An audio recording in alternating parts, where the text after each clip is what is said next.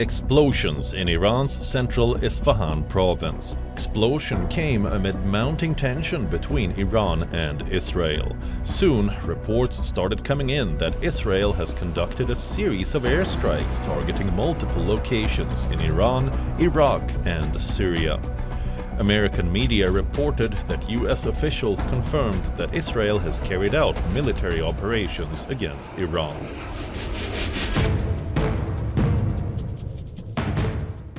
But hours after reports of blasts at Iran's Isfahan airport, Iran rejects claims raised of an Israeli attack. Diplomats across the world have been working around the clock to avert all-out war since an Iranian drone and missile attack on Israel on 13th of April.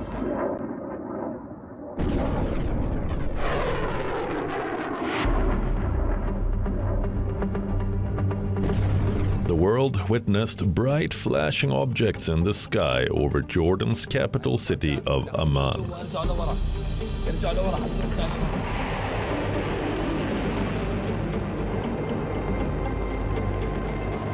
They were projectiles that Iran was raining down in its first ever direct attack on Israeli territory.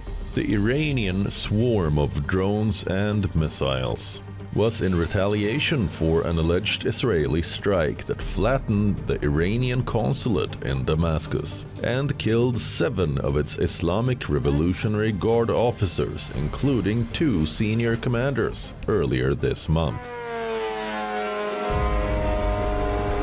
More than 300 projectiles, including around 170 drones and over 120 ballistic missiles, hurtled towards Israel in an immense aerial attack. Approximately 350 rockets were fired from Iran, Iraq, Yemen, and Lebanon's Hezbollah. Israel and its allies reportedly intercepted 99% of these projectiles. Only a small number reached the Israeli territory. It was the single largest drone attack by any country.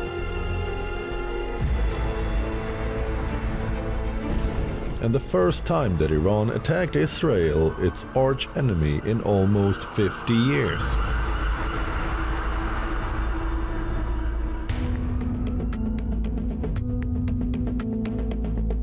The attack turned a new chapter of global tension, uncertainty, and confrontation in West Asia. So, how has the US responded to the attack? US President Joe Biden has condemned the Iranian drone attacks on the military facilities in Israel. A tweet from Biden said, "I just met with my national security team for an update on Iran's attacks against Israel. Our commitment to Israel's security against threats from Iran and its proxies is ironclad." Later, Biden said he will convene a G7 meeting to coordinate a unified diplomatic response. Speaking over a phone call with Israeli Prime Minister Benjamin Netanyahu, Biden suggested that further response was unnecessary. The White House also warned Israel that the US will not take part in any retaliatory strikes on Iran. The president has made it clear. We do not seek a war with Iran. We don't seek a wider war in the region. Is a direct attack off the table? Is it off the table? As the president said, we don't seek a war with Iran. So, has it come as a setback for Israel?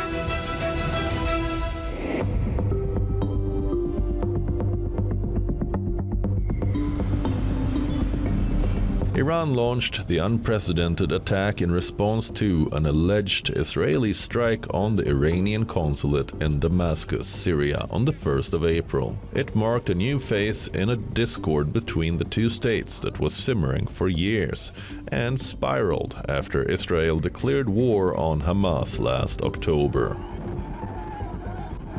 Israel and Iran were allies till the 1979 Islamic Revolution in Iran. Iran does not recognize Israel's right to exist and seeks its eradication. Based on Tehran's rhetoric, Israel believes Iran poses an existential threat.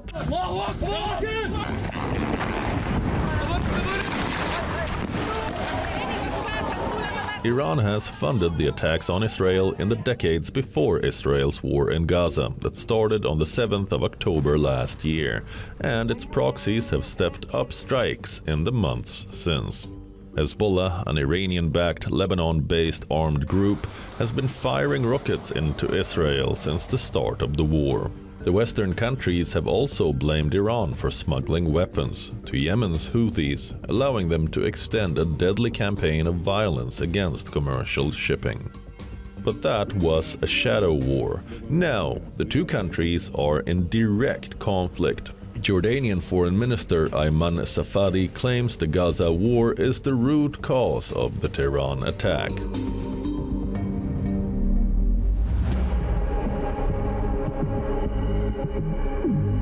Ahead of the attack, U.S. officials, including Secretary of Defense Lloyd Austin and Secretary of State Antony Blinken, were in constant, ongoing, continuous contact with the Israelis and with other countries in West Asia after Iran launched the attack on Israel. The U.S. military forces in the region intercepted dozens of Iranian drones and missiles. Austin said in a statement that American military forces remain postured to protect U.S. troops and support Israel's defense.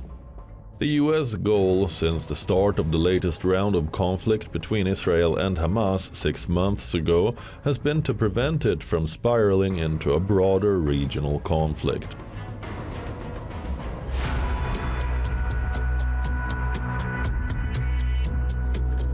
Despite political differences between Israeli Prime Minister Benjamin Netanyahu and US President Joe Biden, the war in Gaza reaffirmed that the US and Israel are as closely allied as ever.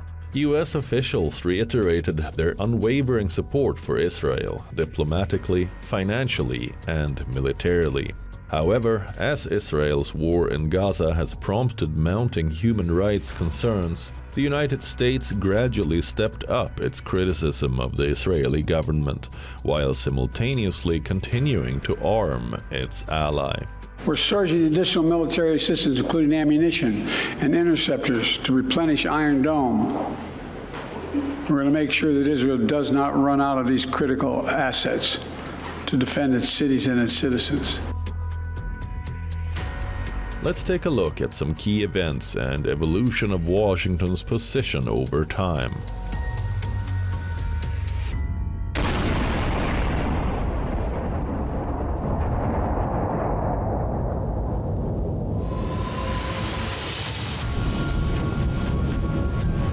Shortly after the Hamas attack on Israel, Biden delivered a message of uncompromising support to the U.S. ally, while warning other parties against entering the war.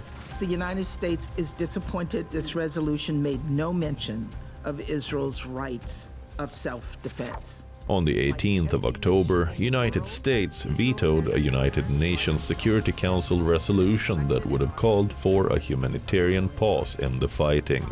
The U.S. was the sole vote against the proposal, with 12 members voting in favor and Russia and the United Kingdom abstaining.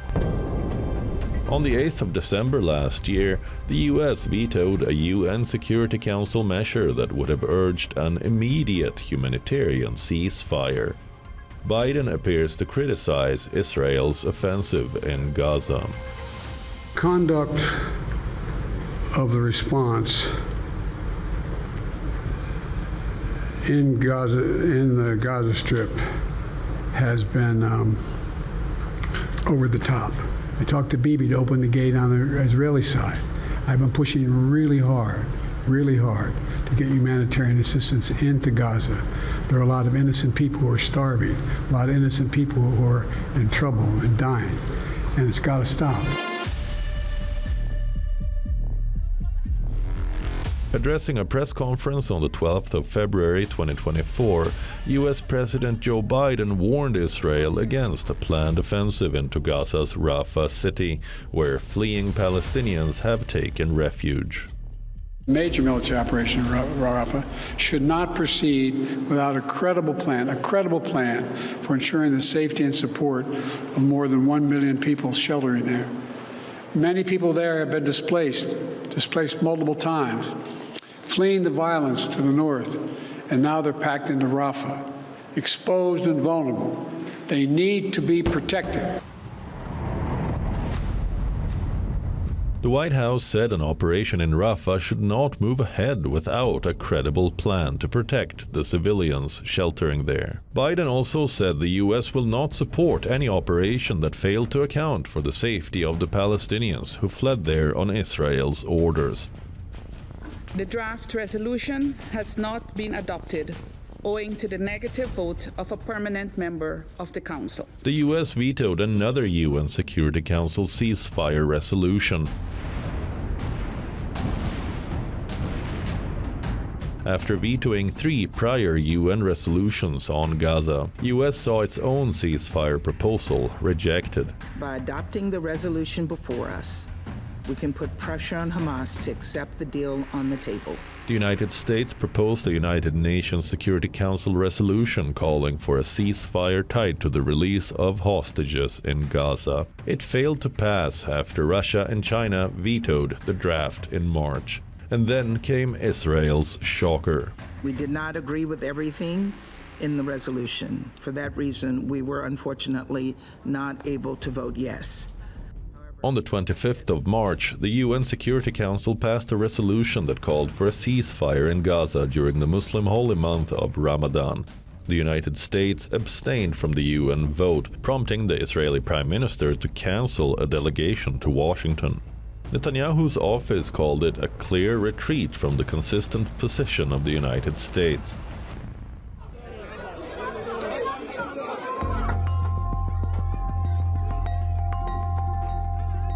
Tensions have been rising between Israel and the United States over the pace and scope of humanitarian aid that is reaching the Palestinians, who are facing imminent starvation on a large scale. The Biden-Netanyahu relationship has also unraveled in the past months as frustration inside the White House mounts over what American officials regard as Netanyahu's rejection of the U.S. advice on the war in Gaza. Netanyahu has done everything he can thus far to reject the ceasefire, and so has President Biden. Reality is that Biden and Netanyahu's objectives here should be diverging. But Biden has deferred to Netanyahu for the last 7 months. Netanyahu has an interest in enlarging the war and prolonging the war, because the minute this war ends, so will his political career, and it will be also the moment in which his prison sentence most likely will begin. So he has no interest in actually de-escalation, diplomacy, or a ceasefire. And the question is, if those are the interests of the United States, then at some point, Biden has to put U.S. interests ahead of that of Israel and the Philippines. There is good amount of displeasure with Biden's handling of the Hamas-Israel war, but this isn't the only crisis that has backfired for him. President Joe Biden took office promising to restore competence and credibility in U.S. foreign policy. But over the last 4 years, several missteps and crises abroad have undermined his claim. Questions are mounting about his handling of the world affairs and wars. From the chaotic withdrawal from Afghanistan to the Russia-Ukraine conflict, and now the Israel-Hamas war.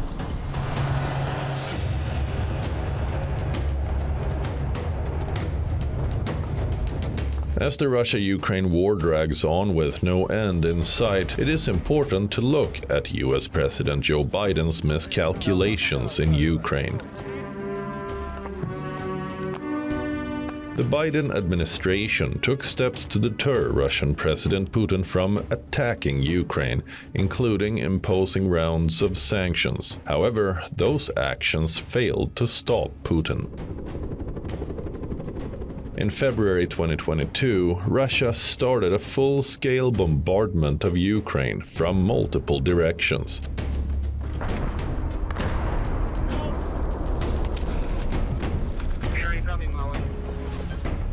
The United States has provided $43 billion in support to Ukraine.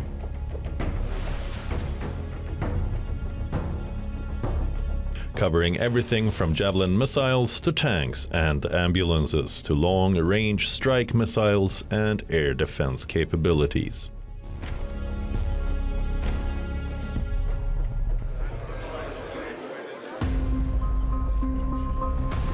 Secretary of Defense Lloyd J. Austin III formed and still leads the Ukraine Defense Security Group that now has 50 nations contributing to Ukraine's defense. The aid is key to helping Ukrainian forces take on and in many areas push back the Russians. Despite over 2 years of military badgering by Russia, Ukraine's NATO membership remains a distant dream. While the US is leading the Western nations in helping Ukraine fight back, it also seems to be ruining Kyiv's prospects to become a full member of the military alliance. The US is reportedly worried that strengthening bonds with Ukraine during the war could fuel Putin's narrative of a battle between Russia and NATO itself, and that Moscow may escalate the conflict, including by potentially deploying nuclear arms. However, the brutal images of Russia's invasion of Ukraine has posed the bigger question. Why isn't the United States doing more to stop Russia in its war against Ukraine?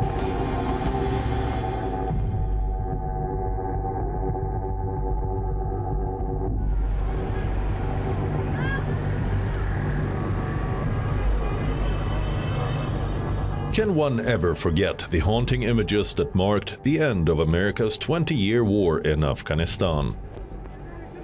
Images of Afghans crowding an airport runway after the fall of Kabul to the Taliban in August 2021.